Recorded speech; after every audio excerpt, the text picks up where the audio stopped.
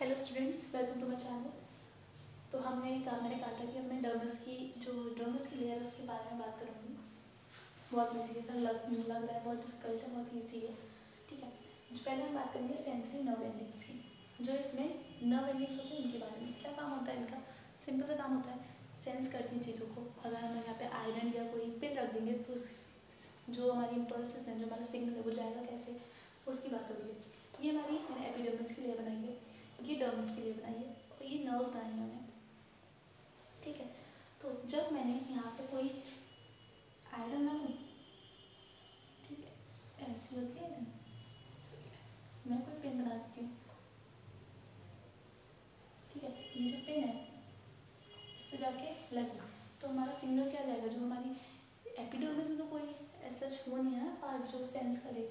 Nerve endings कहाँ present है, हमारी सेंसरी नर्व एंडिंग्स कहाँ प्रेजेंट है, हमारी डर्मिस के यहाँ प्रेजेंट है। ये सिग्नल को कैप्चर करेंगी और इम्पल्स जाएगी यहाँ से कहाँ, ब्रेन की तरफ। ये होता है हमारा डायरेक्शन ऑफ नर्व इम्पल्स। देखिए लग रहा है डिफिकल्ट पर बहुत ईजी है, सिंपल बात है कि जब भी हम कोई पेन या कोई भी चीज़ इस पर अटैच करेंगे, अगर इस पर लगाएंगे तो क्या होगा, हमारी जो डर्मिस में सेंसरी नर्व्स हैं वो इसको क्या करेंगे, इसके सिग्नल को कैप्चर करेगी, सेंड करेगी इसको ब्रेन की तरफ, और जो भी वहाँ से सिग्नल आएगा वो वापस आएगा और हमें महसूस होगा कि अब हमें हाथ हटाना है कि नहीं हटाना है, जो भी। ठीक है, किस लिए नर्व एंडिंग्स रिस्पॉन्सिबल होती हैं, पेन के लिए। पेन को डिटेक्ट कर सकती हैं, टेम्परेचर में कोई चेंज होगा तो डिटेक्ट हो सकता है, प्रेशर में अगर कोई बदलाव है, मतलब ये आयरन का केस हो गया, प्रेशर में कोई केस है तो हो सकता है। प्रेशर भी अगर लाइट प्रेशर है, डीप प्रेशर है, उसके रिगार्डिंग हमारे जो नर्व एंडिंग्स है वो अपना काम करेंगे। अब हम किसी बात करते हैं, अब हम करते हैं ब्लड वेसल्स की बात। अब जो हमारे ब्लड वेसल्स हैं, लिम्फ वेसल, इनका काम क्या होता है, ब्लड को प्रोवाइड करना, ब्लड यहाँ से पास होता है, यही इसका बेसिक काम है। ऐसा जिसमें कोई मैटर आपके पास लिखने को नहीं है, बट हाँ ये हमारा जो सप्लाई करता है स्वेट ग्लैंड्स में, सेबेशियस ग्लैंड, इन सबको क्या प्रोवाइड करता है, ब्लड यहाँ से पास होता है। जो भी ड्रग है, अगर कोई भी हमने मेडिसिन खाई है वो कहाँ से एब्जॉर्ब होगी, ब्लड वेसल्स के थ्रू एब्जॉर्ब होगी ना, अपने ऐसे तो नीचे नीचे रहेगी। ये मेन पार्ट है जहाँ पे हमारी कोई भी मेडिसिन एक्ट करेगी। अगर ड्रग यहाँ से निकल गई तो कोई पॉइंट ही नहीं ड्रग को देने का। ड्रग का काम होता है एब्जॉर्ब होना, हमारे ब्लड सर्कुलेशन में पहुँचना। वो कैसे होगी, जब ये ड्रग हमारी ब्लड वेसल्स को क्रॉस करेगी। ठीक है, इतना ही है इसमें, एज सच और नहीं है। ठीक है, अब हम किसकी बात करते हैं, स्वेट ग्लैंड्स की बात करते हैं।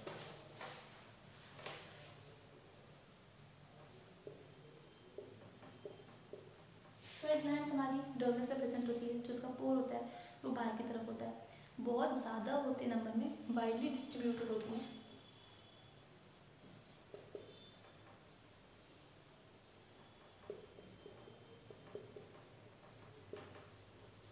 वाइडली डिस्ट्रीब्यूटेड होते हैं, डिपेंड करता है कौन सा पार्ट है बॉडी का, उसके अकॉर्डिंग प्रेजेंट होती है। हमारे पाम में बहुत स्वेटिंग होती है ना, तो हमारे पाम में जो सोल्स है फीट के, इस जगह ये बहुत ज़्यादा प्रेजेंट होती है, और बाकी पार्ट में थोड़ा कम प्रेजेंट होती है। दो टाइप की स्वेट ग्लैंड्स होती हैं, इसके बारे में डिटेल नहीं है कुछ, बट हाँ आप नाम तो पता ही होना ही चाहिए प्लीज़। एक्राइन, पहला है एक्राइन स्वेट ग्लैंड्स, ठीक है, दूसरा है एपोक्राइन। एपोक्राइन स्वेट ग्लैंड्स, इसको डिप्लोमा बंद कर दीजिए और दिमाग भी बंद कर दीजिए। ठीक है, दो टाइप के स्वेट ग्लैंड्स होते हैं, एपिक्राइन और एक्राइन। ठीक है, और बस इसमें इतना ही है। ये हमारे स्वेट ग्लैंड्स जो होते हैं हर जगह, मतलब बॉडी के जो पार्ट होता है उसके डिपेंड करता है। हमारे बैक्टीरियल डिकम्पोजिशन, मतलब बैक्टीरिया की ग्रोथ को ये प्रिवेंट करता है। एक और, क्योंकि इसमें से एक मिनट,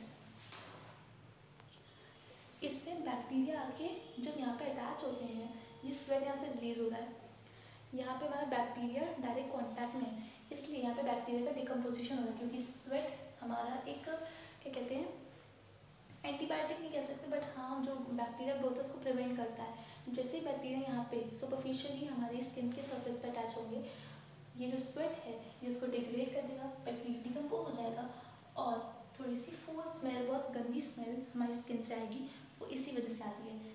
ठीक है, अब बात करते हैं हम हेयर्स की। हेयर्स में मैंने बताया हेयर फॉलिकल होता है, हेयर रूट होता है और हेयर शाफ्ट होता है। हेयर हमारा जो जनरेट कहाँ होता है, हमारा डर्मिस एरिया में होता है और सुपरफिशियली बाहर की तरफ इमर्ज आउट होता है। ठीक है, हेयर्स हमारे हेयर फॉलिकल्स के थ्रू ग्रो करते हैं, वहाँ से ही निकलते हैं। डिपेंडिंग ऑन द एरिया ये अलग अलग जगह पे अलग अलग क्वांटिटी में होते हैं। हमारा जो पाम होता है, जो फीट का सोल होता है, वहाँ पे बिल्कुल प्रेजेंट नहीं होते हैं। काम क्या होता है, लुब्रिकेशन प्रोवाइड करता है, प्रोटेक्शन प्रोवाइड करता है। जो एक्सटर्नल एनवायरनमेंट है उससे हेयर्स हमारा प्रोटेक्शन प्रोवाइड करता है, हमारी स्किन को एक अच्छा टेक्सचर प्रोवाइड करता है और इसकी लेंथ भी मतलब वेरी करती है।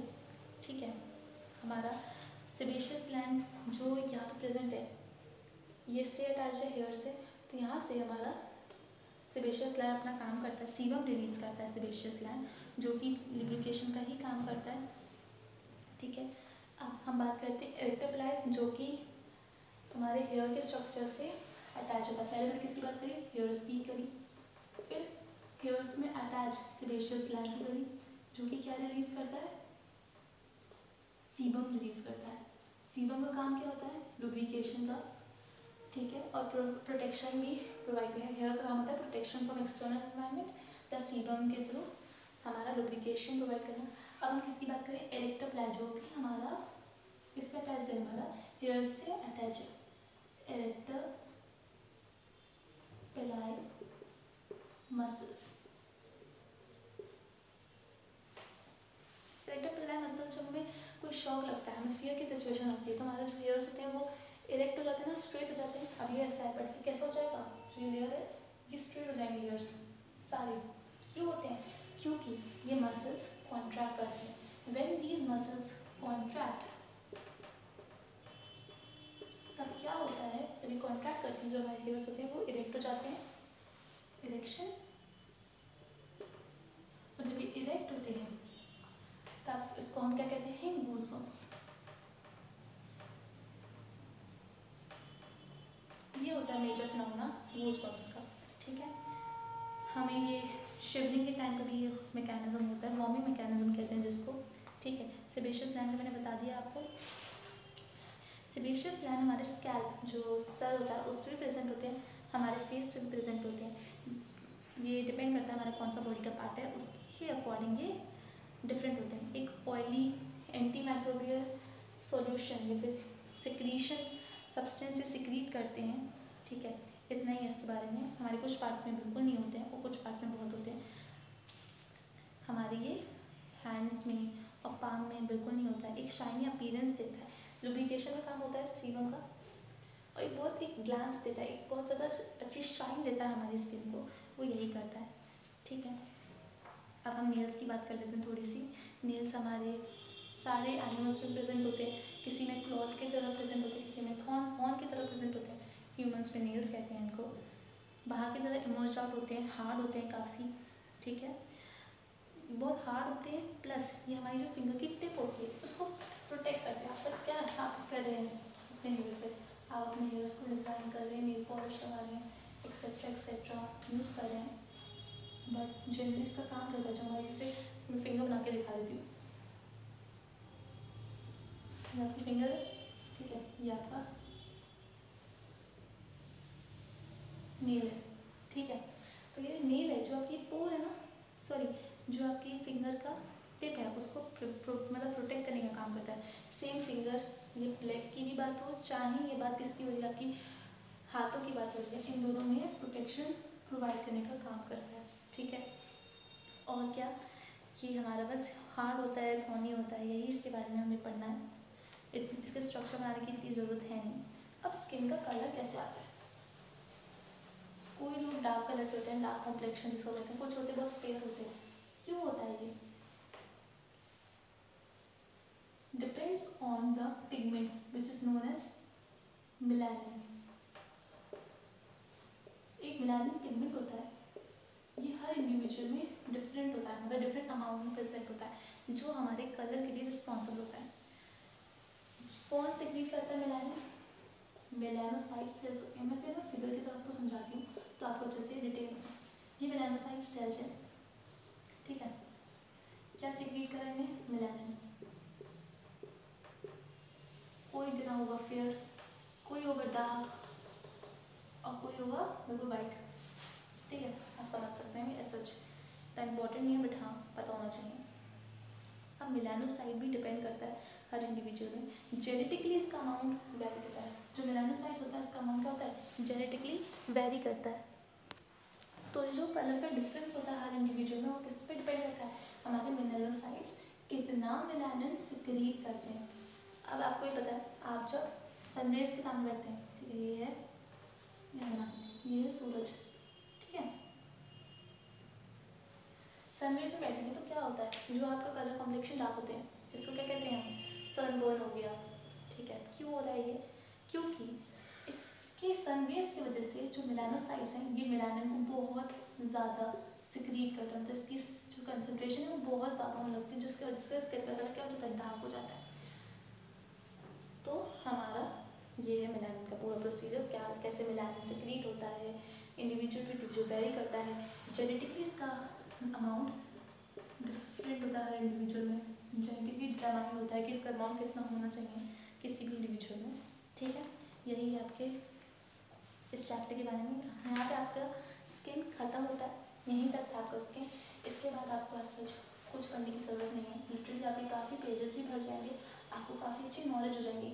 सिर्फ इसलिए मत पढ़िए कि आपको पेपर में पास होना है, इसलिए पढ़िए कि आगे सामने कोई आके कुछ पूछ लेना तो आपको पता होना चाहिए कि क्या है स्किन के बारे में, आपको सब नॉलेज होनी चाहिए। ये बेसिक नॉलेज है जो हर इंडिविजुअल में प्रेजेंट होनी चाहिए। तो इसलिए इस इन्फॉर्मेशन को आप अपने दोस्तों के साथ बैठेगा और अच्छे से इसको यूटिलाइज़ करिए इस प्लेटफॉर्म को।